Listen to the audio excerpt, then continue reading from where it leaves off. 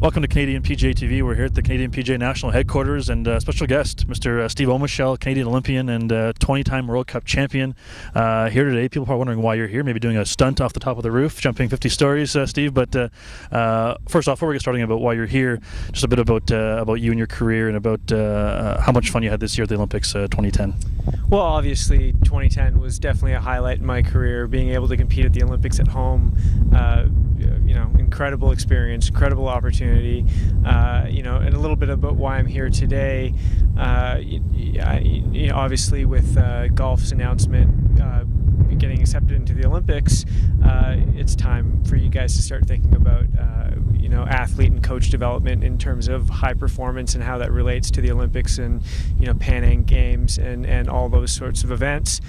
So it's a pretty cool group of people that were gathered here to discuss some of the challenges you guys are going to face and just share some of our experience at major events, and how those are going to be some interesting learning curves that you guys are going to be going through in the next couple of years. Well, I think this is awesome, Steve. But you being here today, how can you compare being 50 stories or 50 feet high in the air to somebody hitting a ball, a huge tee shot or a 3-foot putt? I mean, how can you provide some experience for us to help us learn? It's individual sport, I was competing, although sure, I wasn't hitting a shot.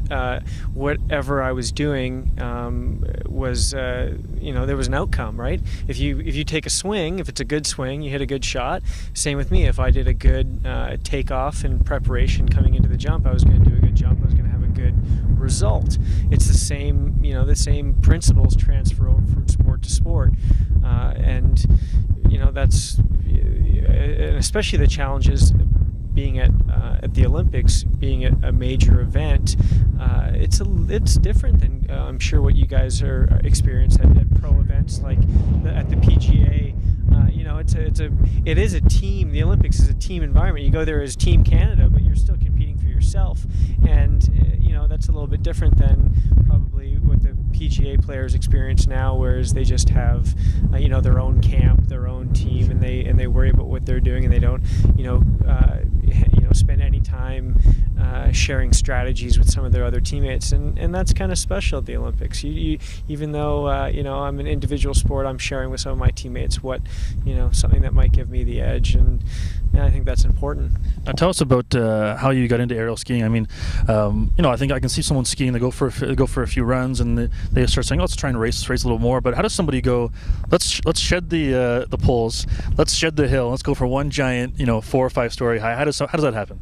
Well, I just got bored with with skiing. No, I grew up in Ontario, and the hills aren't very big. You can only turn so many gates, and we just built jumps. And I was always into gymnastics and trampoline, and to combine the two was pretty cool. So I was pretty lucky in my life to find my passion and follow it. Well, it was awesome watching you. I know you were right there in the medal hunt out in Vancouver there, and I know you fell short, and you probably weren't the happiest guy ever, but it was really fun to watch as a Canadian, and thanks for all your help coming here. I mean, I think it's great for us to be able to learn from guys like yourself that aren't golfers but have been in other spots that we can compare to golf. I think it's great for us. So again, really appreciate it, and all the best. Yeah, thanks very much for having me, and good being here. Thanks, Steve.